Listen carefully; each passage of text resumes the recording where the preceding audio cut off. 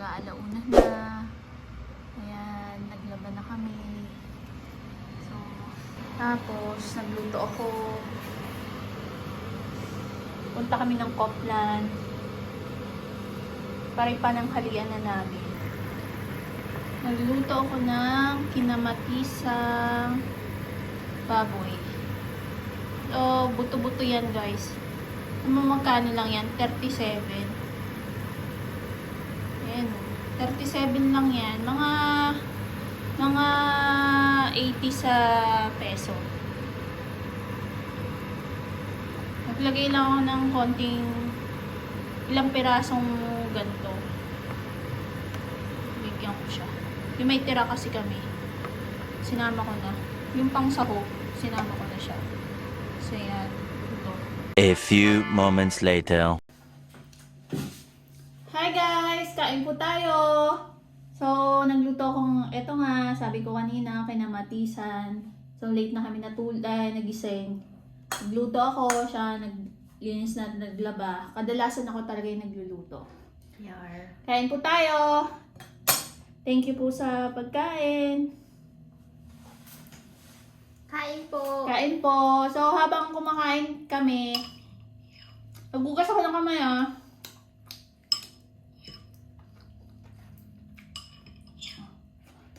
Magkwentuhan tayo.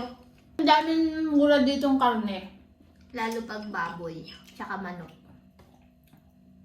Dati, dun sa Prague, meron kami binibilan dun, Globus. Tuwing umaga, yung isang plastic, parang siguro isang 5 kilong Buto-buto. buto-buto. Alam mo, 9 lang mabibili nun. 9 crown lang. Tapos napansin ng store na parang ang bilis maubos. Ginawa nilang Kasi hanggang pag alas 10 ka pumunta, wala na. ubos na. As in, Dapat maaga. tapos alas yung mga 7. siyempre natutuwa kami, di ba? Kasi tingnan mo naman, marami pa siyang laman. Tapos pwede mo na siyang gawin kung nilaga, ganun, kaldereta. So baka sa susunod gumala kami, sama namin kayo, magdala tayo sa Prague para makita niyo yung parang Yung view. yung view ng Prague. Ang daming simbahan dito, halos kanto-kanto. Brno Centro. So, maraming simbahan din dito. Katulad noon, simbahan po yan. Ito ho, simbahan din yan. Doon, mayroong simbahan, siguro mga 5 simbahan banda doon. Bawat Dito kanto. kami madalas. Kasi may English dito. Dito po yan sa Brno. Sa Brno po, pero sa Prague, mas marami pang simbahan din. So yan yung ano nila. Yung pinto na napakataas. Ngayon, laki oh. Ganito lahat yung mga pinto. As in.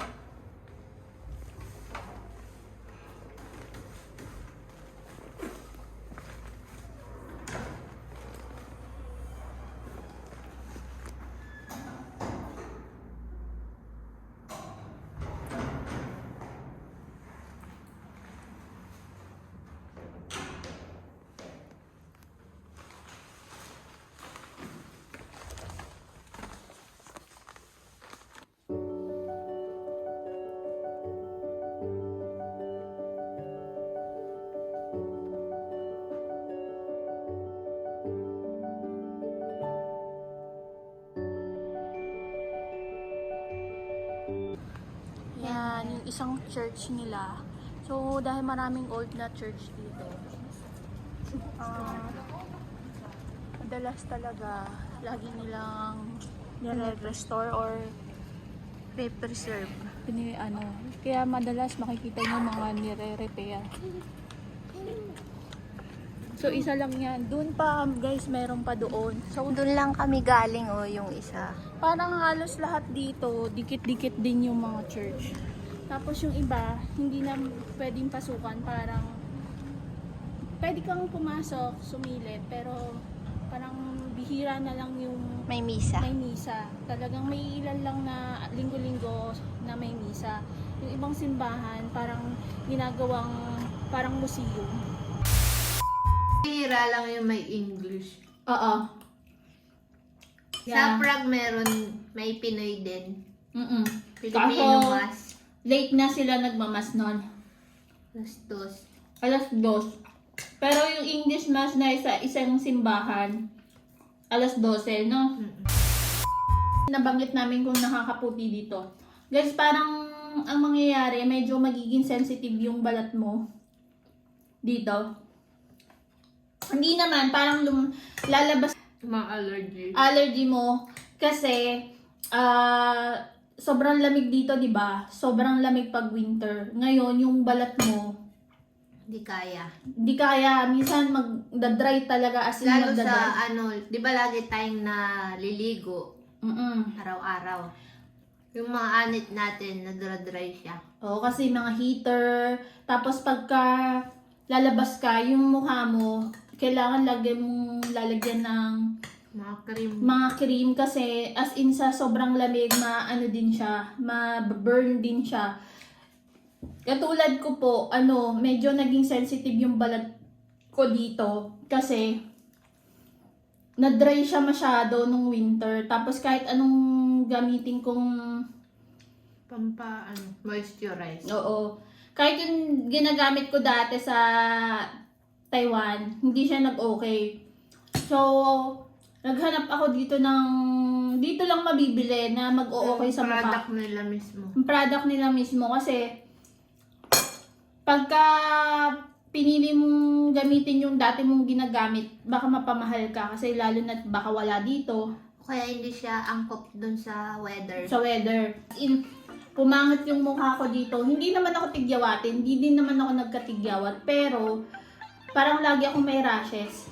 So, huwag kayong magugulat guys kasi kadalasan ng sakit ng mga lokal dito is sa balat. Hindi nakakahawa yun, parang mga eczema. Lalo yung mga sobrang maputi. Oo, pagka winter, parang dun yung lumalabas kasi nadadry talaga yung balat mo dito, as in. Kaya, wag ka nandito ka, baka magnibago yung balat mo. Saka huwag niyong sisihin yung manok. Oo. Wala pong kasalanan yung manok sa allergy.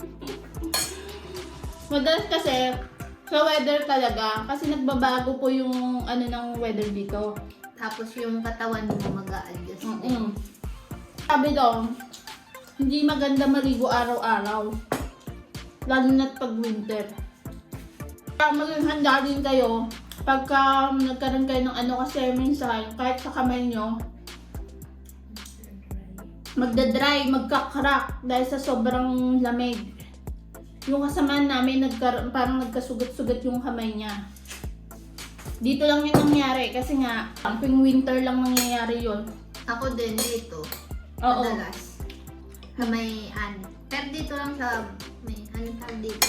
Patilya. Atilya.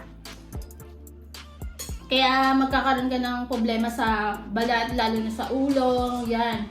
Pero nitong last na winter kasi alam na namin. Oo. Saka hindi na kami araw-araw nagbabasa ng buhok. Oo. Tapos may hair spray na pang winter. Yun yung ginagamit namin. At least maglampas ka lang ng isang araw. Oo, lagpas ka lang, huwag ka masyadong araw-araw maligo. Pag rest Para day, yung mapahinga din yung sa buhok. huwag ka na maligo.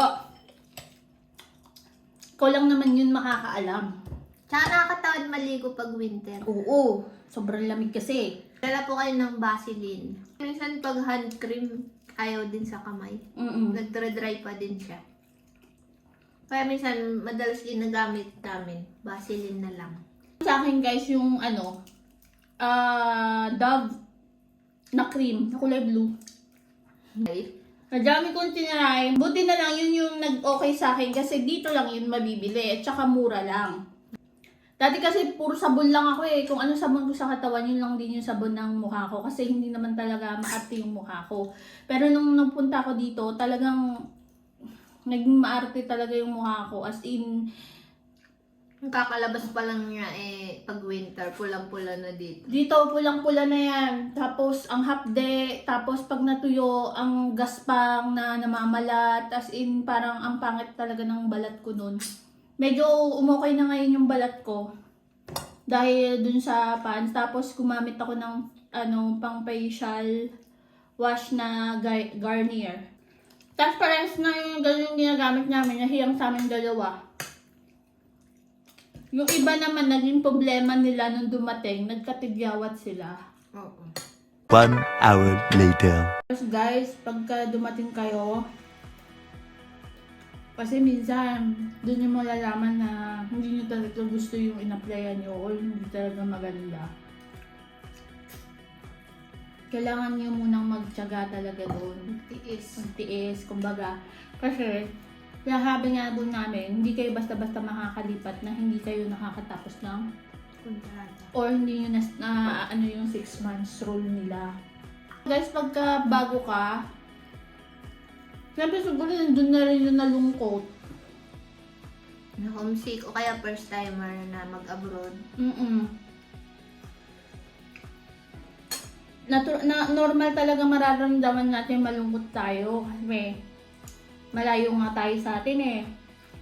Kaso, kumbaga isipin na lang natin yung ginastos natin. Dahilan. Makakahanap ka din ng malilipatan mo ng mas okay sa gusto mo, ganun. Kasi yung iba naman, kasi meron kasi, hindi dahil namin pwedeng sabihin na mahirap talaga yung trabaho doon kasi may iba naman na nagtatagal doon. Doon na sila, parang nagtsatsaga na sila doon. Kumbaga parang hindi nga tayo pare-parehas ng kalidad. Ewan ko lang kung ganun. Kaya pag dadating ho kayo dito, lakasan nyo talaga yung loob nyo at isipin nyo na lang yung mga ginastos nyo. Ganun po. At saka nagkakaroon sila ng problema sa dorm. Hindi dahil sa pangit yung dorm, dahil ho sa kasama. Yan po. Guys, totoo na pagka magkakasama kayo, dun yung malalaman yung mga ugali ng mga kasamahan nyo. Ngayon, kaya sinabihan namin kayo na habaan nyo yung pasensya nyo kasi dun lalabas yung mga ugali ng mga kasamahan nyo. Siyempre, minsan hindi kayo magkakasundo sa mga iba't ibang bagay, lalo na pag magkakasama kayo sa isang kwarto. Tapos magkakaiba kayong shift. Minsan kasi tri-shift, tapos ang nangyayari, hindi naging maayos yung anuhan ng kwarto. 3 kayo, tapos meron isa dyan pang gabi. Tapos may isa dyan may makakaintindi, yung isa naman hindi makakaintindi na may matutulog. Di ba po, ang hirap nun. Siyempre, hindi ka makakakilos din ng maayos, hindi ka makakatulog ng maayos. Meron na makikiusap na dahan-dahan, pero hindi pa rin. Nakakalungkot na minsan nagkakasiraan dahil sa kapwa mo din. Kaya sinasabi namin sa inyo na magbaon po kayo ng mahabang pasensya. Alam nyo guys, madalas minsan okay lang naman sa trabaho pero umaalis yung isang tao dahil ayaw nila ng gulo. Parang ganon. Iiwas na lang, maghahanap na lang siya ng iba. Tayo may mga pangarap, may gusto tayong gawin sa buhay natin, mga natin gusto natin sa pamilya natin. Ipon. Kaya inaano lang namin to, hindi namin kayo dinidiscourage na yun yung madatnan nyo. Siyempre, baka ganun yung madatnan nyo, nakasamahan nyo. Pero, sana maging okay lahat ng mapupuntahan natin lahat, di ba? Para masaya. So, yun lang guys. Tsaka, salamat po sa panonood. Huwag po kayong magsasawang supportahan po kami. Bye!